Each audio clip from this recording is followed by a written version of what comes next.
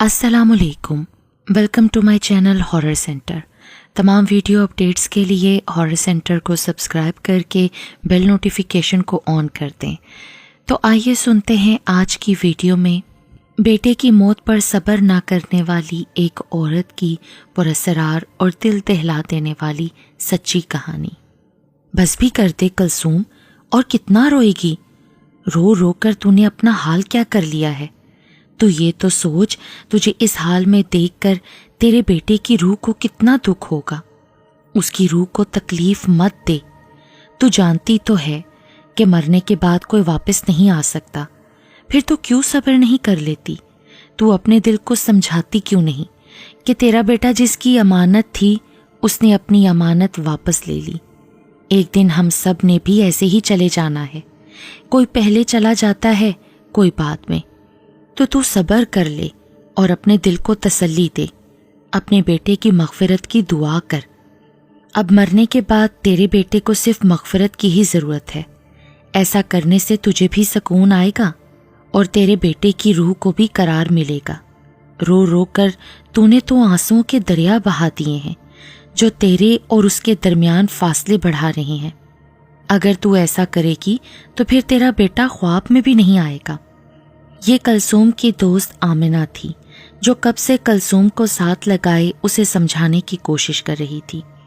वो रोज़ाना आकर कुलसूम को तसल्ली दिलासे दिया करती थी। आमिना से अपनी दोस्त की यह हालत देखी ना जाती थी। मोहल्ले की और भी औरतें कुलसूम के पास आ जाया करती थीं। सबको कुलसूम के दुख का अंदाज़ा था, इसलिए सब अपने अपने तौर पर उसे समझाने की कोशिश कर रही थीं, जिनमें मैं भी शामिल थी। कुलसूम एक बेवा गरीब औरत थी। जवानी में ही उसका शोहर उसे बेटे की अमानत सौंप कर दुनिया से रुखसत हो गया था। कुलसूम ने बेटे की खातिर दूसरी शादी न की थी। अपने जोरे बाजुओं पर अपने बेटे को परवान चढ़ाया था, यहाँ तक कि उसका बेटा कमाने के लायक हो गया था। अब कुलसूम को अपने बेटे के सर पर सेहरा सजाने का अरमान जागा तो उसने बेटे के लिए लड़कियां देखना शुरू कर दी और एक लड़की उसके लिए पसंद भी कर ली। बात शादी तक आ पहुंची थी कि उसका बेटा शदीद बीमार पड़ गया। उसने बेटे के इलाज के लिए कोई कसर ना छोड़ी थी, मगर फिर भी वो जानबर ना हो सका और अल्लाह को आखिरकार प्यारा हो गया। कुलसूम की तो दुनिया ही अंधेर हो गई। उसकी सारी मेहनत जैसे ज़ाया हो गई।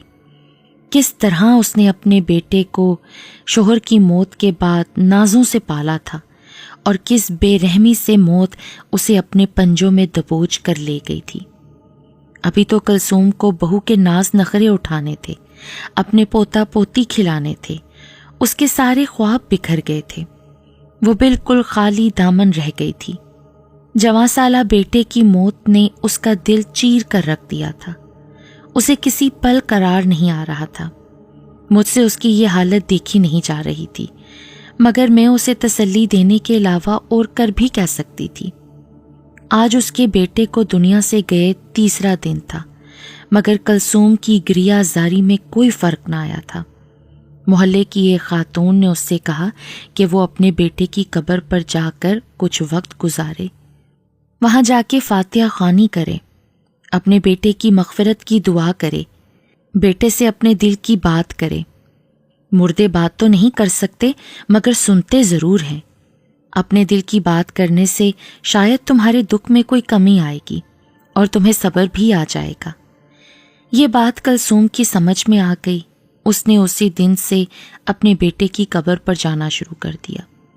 वो रोज़ाना अपने बेटे की कब्र पर जाती, फातिहा ख़्वानी करती, घंटों बैठकर उससे बातें करती। ऐसा करने से वाकई उसके दुख में कमी वाक़ई हुई थी। अब उसका रोज़ का मामूल बन चुका था। वो बेटे की कब्र पर जाती, उसकी सफाई करती, पानी का छिड़काव करती, फूलों की पत्तियां निछावर करती और ढेर सारी बातें करने के बाद घर की राह लेती। उसके आसपास के लोग उसे खाना दे जाते। बेटे के जाने के बाद से उसकी भूख प्यास मर गई थी। मैं ज़बरदस्ती उसे थोड़ा बहुत कुछ खिला पिला देती, वरना तो उसे खाने पीने का कुछ होश न था। अगर होश था तो सिर्फ ये कि सुबह बेटे की कब्र पर जाना है। इस सिलसिले को चलते हुए तकरीबन 1 महीना होने वाला था। हम उसे रोक नहीं सकते थे, माँ थी, उसकी ममता को ऐसा करने से करार मिल रहा था, इसलिए उसे उसके इरादों से बाज रखना बेकार था। वैसे भी उसने कौन सा सुन लेना था। जब वो ये कहती जाना मुझे था और चला वो गया जिसे मेरे जनाजे को कांधा देना था, दूसरों के कांधे पर सवार होकर चला गया, मुझ बूढ़ी को बेयारो मददगार छोड़ गया, तो सबके दिल दुख से भर जाते और फिर आगे किसी को कुछ कहने या रोकने की हिम्मत ही ना हो पाती। इसीलिए सब ने उसे उसके हाल पर छोड़ दिया था। सब कुछ ठीक ठाक चल रहा था, फिर एक ऐसा लर्ज़ाखेज़ वाक़या रोनुमा हुआ जिसे सुनकर सब खौफज़दा रह गए। ये रोंगटे खड़े कर देने वाला वाक़या क्या था, ऐसा क्या हुआ था, ये सब कलसूम की ज़ुबानी सुनते हैं। मैं ममता की मारी हर रोज़ अपने जवान बेटे की कब्र पर जाती, उससे ढेर सारी बातें, कुछ शिकवे शिकायत करती, कुछ देर वहाँ बैठकर फातिहा ख़्वानी करके वापस आ जाती। वैसे भी अब मेरा घर में था ही कौन जिसके लिए मैं जाती, जो था वो तो इस कब्र में मुकीम हो गया था, इसलिए मेरा ज़्यादातर वक्त कब्रिस्तान में ही गुजरने लगा। जब अपने जवान बेटे को मनो मिट्टी तले दफन देखती तो दिल से हूक सी उठती। बेख्तियार अल्लाह से शिकवा कर बैठी, क्या चला जाता अगर तू मेरे बेटे को थोड़ी और ज़िंदगी बख्श देता। तो कभी बेटे को मुखातिब करके कहती, तुझे बहुत जल्दी थी जाने की, मुझ माँ का ज़रा भी ख्याल ना आया तुझे। ऐसे ही एक रोज़ बातें करते करते मेरी आँख ना जाने कब लग गई। फिर मुझे नींद में महसूस हुआ जैसे मुझे मेरा बेटा पुकार रहा हो। बेटे की पुकार पर मेरे तमाम एहसासात जाग उठे। मैं फ़ौरन सीधी हो बैठी, अपने आसपास नज़रें दौड़ाईं तो वहाँ मुझे कोई नज़र ना आया। मगरिब का वक्त हो चला था, अंधेरा आहिस्ता आहिस्ता फैलता जा रहा था। मैं इधर उधर देख रही थी, फिर मुझे लगा मेरे बेटे ने मुझे दोबारा पुकारा हो। मैंने बेटे की कब्र पर नज़र डाली तो लगा आवाज़ कब्र के अंदर से आई है। मैं यकटिक कब्र पर नज़रें जमाए देख रही थी। मुझे अपने बेटे की मध्यम सी आवाज़ फिर महसूस हुई, जैसे वो मुझे बुला रहा हो। मैंने कब्र की मिट्टी के साथ कान लगा दिए। वाकई आवाज़ अंदर से आ रही थी। दीवाना वार मैं कब्र के अंदर जाने का रास्ता तलाश करने लगी। इसी असना में मेरी नज़र कब्र की एक तरफ बने छोटे से सुराख पर पड़ी। ये सुराख इतना था कि मेरा हाथ बासानी अंदर जा सकता था। मैंने बगैर सोचे समझे अपना हाथ उस सुराख में से कब्र के अंदर डाल दिया। कांधे तक मेरा हाथ और बाजू कब्र के अंदर थे। फिर मैं खला में अपने बेटे को तलाश करने लगी कि तेरी माँ तेरे पास ही है।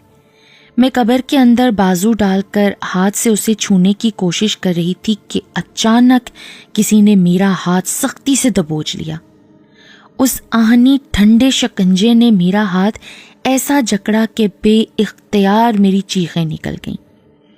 मेरे कंधे के जोड़ में इस कदर तकलीफ निकल रही थी जैसे मेरा बाजू हड्डी से कोई जुदा करने वाला है।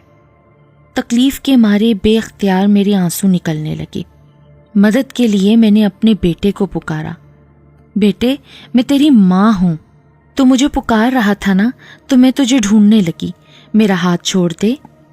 लेकिन कब्र के अंदर से कोई जवाब ना आया।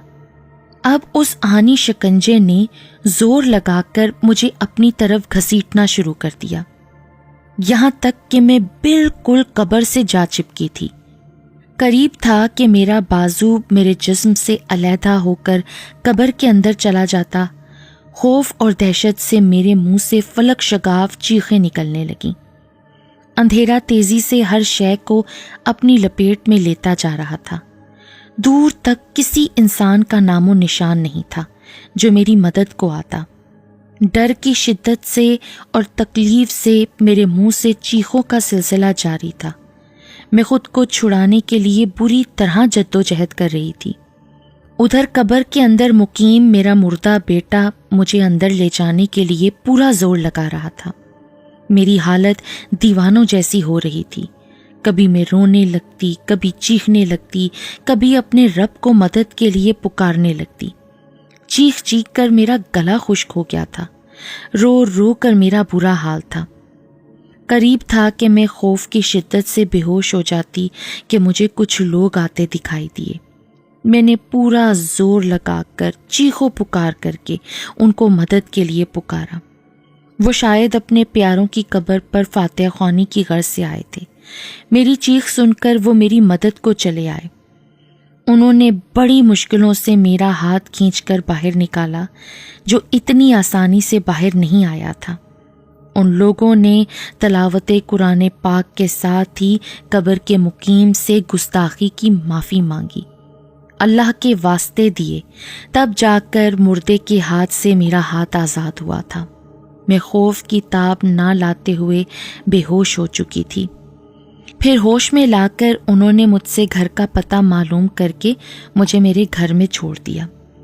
خود پر بیتے اس ہیبت ناک واقعے سے میرا رواں رواں کانپ رہا تھا، دل بری طرح سے دھڑک رہا تھا۔ وہ ساری رات مجھے نیند نہ آ سکی، خوف سے میرا برا حال تھا۔ میں سوچ بھی نہیں سکتی تھی کہ میرے ساتھ میرے بیٹے کی قبر پر ایسا بھیانک واقعہ پیش آئے گا۔ میری توبہ جو اب دوبارہ اتر گئی۔ کلثوم نے کانوں کو ہاتھ لگاتے ہوئے کہا۔ اس خوفناک واقعے کو سن کر ہم سبھی عورتیں ڈر گئی تھیں، اور اس واقعے کے بعد سے کلثوم نے بھی اپنے بیٹے کی موت پر صبر کر لیا تھا، بلکہ اس پر ایسی ہیبت طاری ہو گئی تھی کہ نہ تو اس نے دوبارہ اپنے مردہ بیٹے کا نام لیا اور نہ ہی پھر کبھی قبرستان جانے کی غلطی کی۔ مرنے کے بعد انسان کا تعلق دنیا سے ختم ہو کر عالم برزخ سے جڑ جاتا ہے۔